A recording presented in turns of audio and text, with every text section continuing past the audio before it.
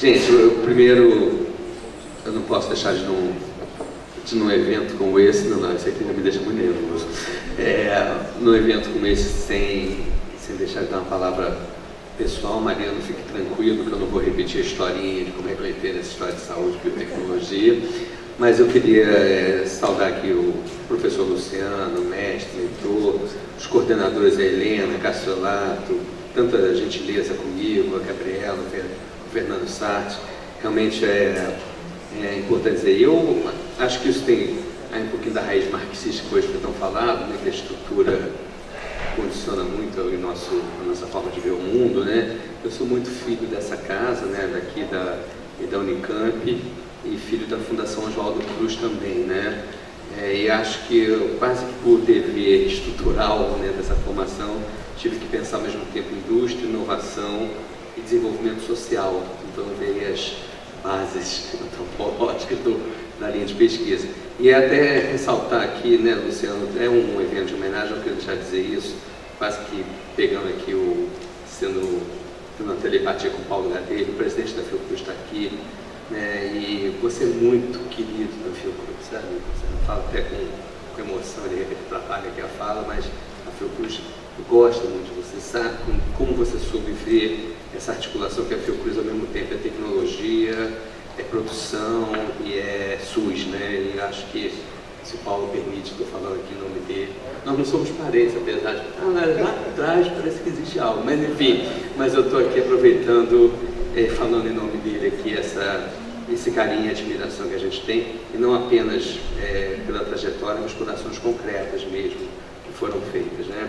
Bom, eu estou aqui num esforço imenso de ser sintético em você, então vou passar logo algumas ideias mais chave dessa difícil articulação entre indústria, inovação e o social, né?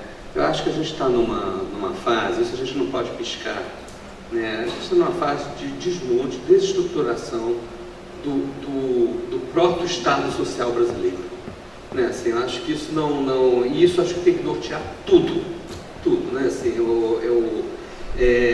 eu vou brincar aqui, né, que se eu fizer uma coisa, quase como a gente pegar o famoso óculos da Helena, né, e começar a ver se o bem-estar deixou de virar, né, a gente não pode não combater veementemente com dados e com informações e com o pensamento acadêmico. O bem-estar não é só peso para a competitividade. Acho que estou falando no sentido mais amplo, que envolve o social, o ambiental, o territorial. Tá? O bem-estar é oportunidade, modelo de desenvolvimento nacional. Acho que essa mesa aqui, né, o capítulo vai nessa direção, mas essa mesa é para pensar os desafios para um projeto nacional de desenvolvimento. Então eu acho que o ponto de partida é essencial, e aí eu fiz uma brincadeira aqui com o seu óculos, Helena, é combater, de um lado, que ela sempre usa nesse sentido, o enquadramento, como é que eu olho, de outro, combater a miopia, e o terceiro, superar a vista cansada. Assim, então, eu acho que é fundamental aí nesse óculos a gente ter essas três perspectivas, né? E também acho, e quero colocar, que essa visão, né, eu acho que está na hora de a gente até ser generoso, buscar construir consensos, né? Não tem nada assim de substancialmente novo, a não ser até uma recuperação. Eu fiquei muito emocionado também vendo a professora Maria da Conceição Tavares aqui, né?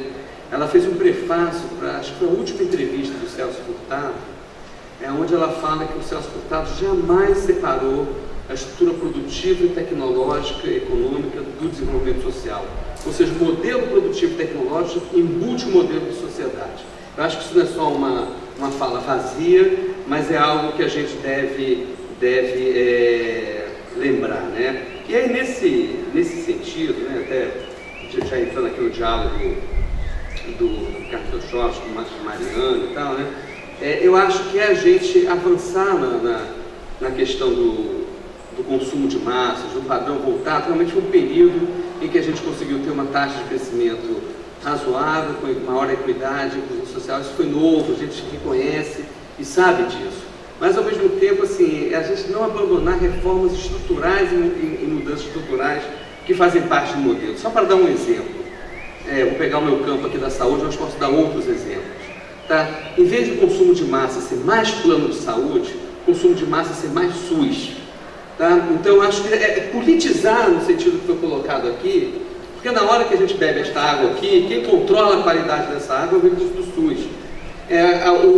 O acesso a câncer, ao tratamento de câncer, 90% da população brasileira ou tem o SUS ou não tem nada. Na minha experiência até pessoal, aí eu acho que vale a pena o relato, né? Conheci através de minha esposa uma mulher negra, pobre, prostituta e com câncer.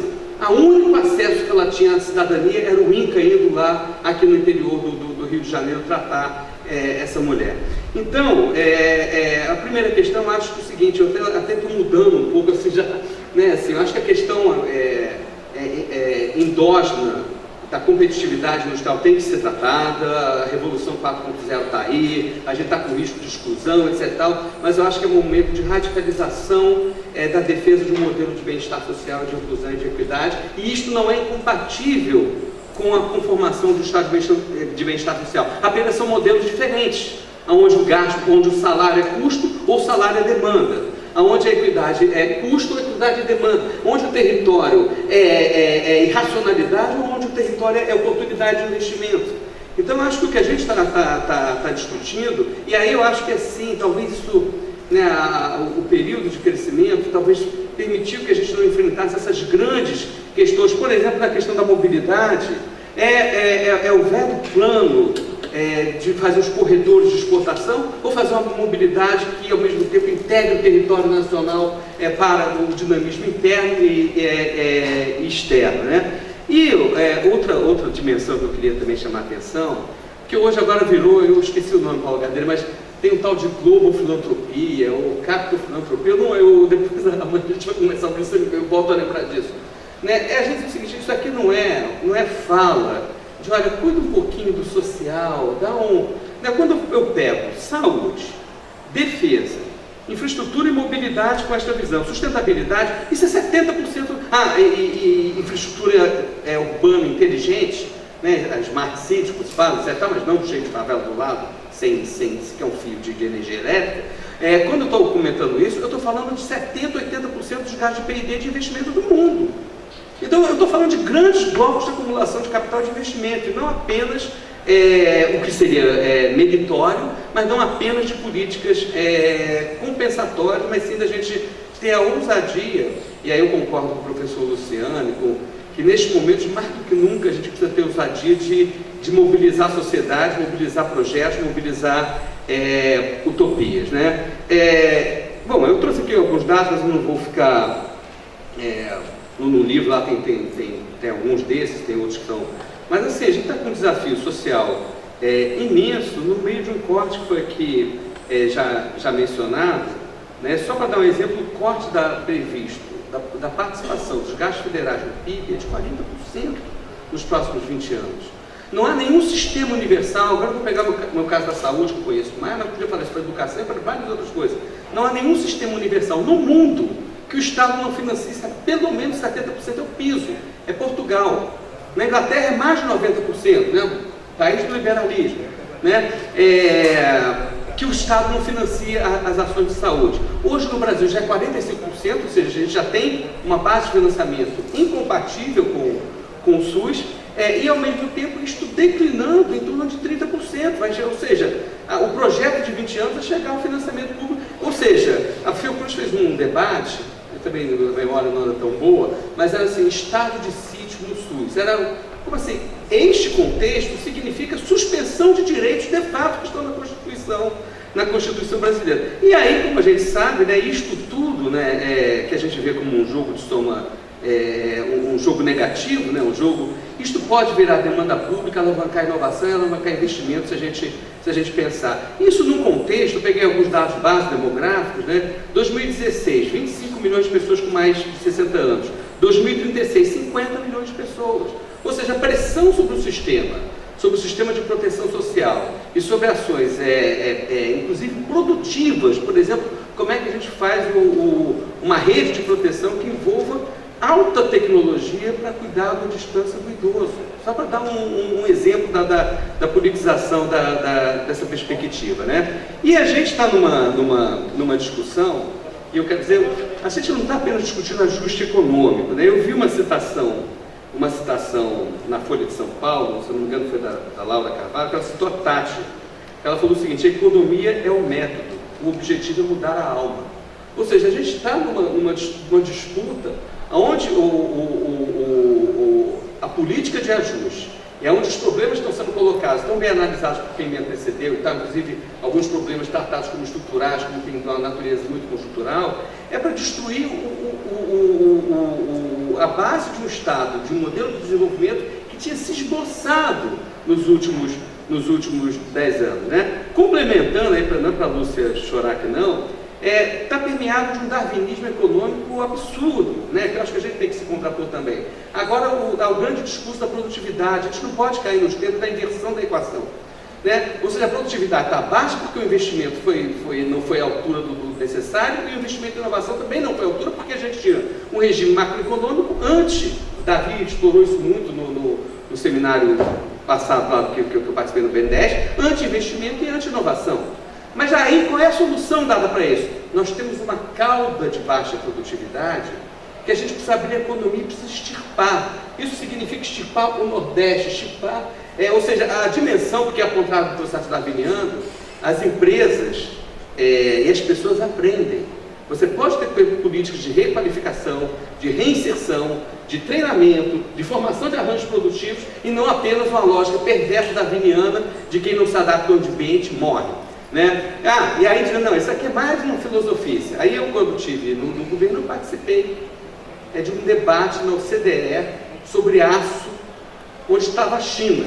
A China, modelo de competitividade, estava lá enfrentando a Europa e Estados Unidos, dizendo, não vou abrir o meu aço para desempregar as cidades, porque vocês falam em milhares de pessoas, eu estou falando em milhões de pessoas. Eu não vou fazer uma política irresponsável com a população chinesa. Isso não é CDE. Se retiraram da reunião. E viraram a mesa e não teve declaração. Então isso não o darwinismo econômico, até lá na China, que está longe de ser um sistema democrático, etc. Estão preocupados com o seu cidadão, sim, com suas empresas, sim, e com o seu...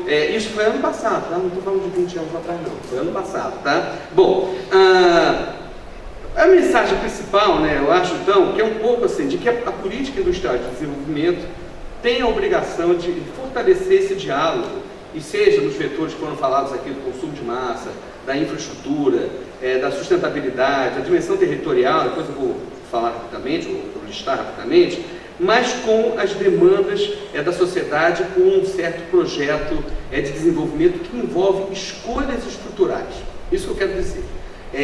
Voltando aqui ao exemplo, eu quero dar outro exemplo, para não ficar só em saúde. Eu posso ter uma matriz de transporte que eu digo, o consumo de massa, eu vou favorecer que cada pessoa tenha o seu automóvel privado. Ou eu posso investir pesadamente no transporte coletivo. E eu vou estar arbitrando neste processo ganhadores e perdedores. Eu estou politizando a política de desenvolvimento e a política industrial. Desculpem a ênfase que eu sou assim mesmo, né? Então, mas enfim...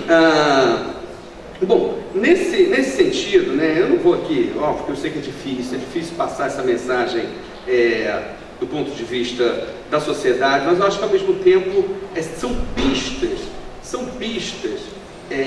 que a gente percebe, né, quando temos manifestações de rua, as grandes questões, saúde, educação, transporte, são pistas que a gente pode seguir e que não são pistas anti-investimento, e sequer pistas contra. Hoje em dia a gente sabe que barreiras técnicas para exportar estão vindo fundamentalmente da área de vigilância sanitária e da área ambiental. Ou seja, são pistas que inclusive permitem uma maior exposição e estratégia de exportação, pasmem, de exportação em inserção internacional brasileira. Né? Bom, nesta dimensão, né, no artigo, é muito tentativo, eu até vou só fazer uma brincadeira, quando a professora Conceição Tavares estava aqui, eu fiquei lembrando das aulas do doutorado que eu apanhava tanto, então eu falei, de novo vou apanhar aqui né, porque era, enfim, até na pergunta eu apanhava, né? Então, eu vou dizer o seguinte, então, quero mencionar assim, que eu acho que a gente tem que procurar os consensos, e consensos mais amplos, né? Desculpa aqui, eu estou falando isso na FEBRIL, eu falar, vamos pegar os novos desenvolvimentistas, os desenvolvimentistas sociais, o pessoal, eu acho que a gente, olha, a indústria é importante, inovação é importante, o estado de bem-estar é importante, é uma base bela para a gente construir alguns consensos políticos, né? E nessa perspectiva, né, eu acho que o modelo de política industrial fragmentado, setorializado, é um prato cheio para a crítica liberal da captura do Estado. Isso eu vi no MIDIC, vi nas agências, como é que a gente... Né, eu tinha, então para não falar dos outros, eu tinha, né, a coordenação do mais automóvel, a coordenação do mais medicamento, a coordenação, enfim, do mais minérios, etc, enfim, né, sem valor agregado, né? A agroindústria sem valor agregado também, a gente exportando café verde, lembrei disso, sem a gente fazer o beneficiamento local. Então eu acho que o modelo de política industrial, sinceramente, eu acho que a gente precisa rever. Ter a coragem de rever do desenvolvimento.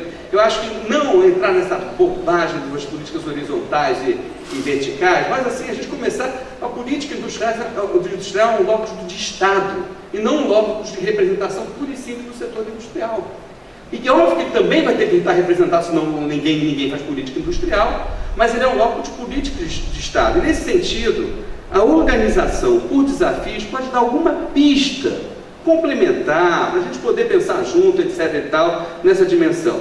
Eu já vi que o tempo já esgotou, né? Assim, então, assim, apenas como áreas para a gente poder pensar essas articulações virtuosas entre investimento, inovação e política social, eu posso listar algumas como eixos nucleadores, né? E de organização do Estado. Aliás, é um grande desafio dos Fernandes, enfatizou isso muito no último debate, a gente não debateu bastante, da organização. Se eu pudesse selecionar eu seleciono como desafio a própria reforma do Estado, não é isso? Assim, não apenas para o ambiente de previsibilidade privada, mas para o ambiente de previsibilidade público, né? Para o gestor público poder fazer política pública sem ser preso, né? Bom, eu acho que as áreas sociais de geopolíticas críticas, leia-se saúde, educação, defesa, a área de infraestrutura e mobilidade na sua dimensão urbana, regional, nacional e global, dessa perspectiva de propostas, a área de alimentos e agroindustriais, nessa perspectiva de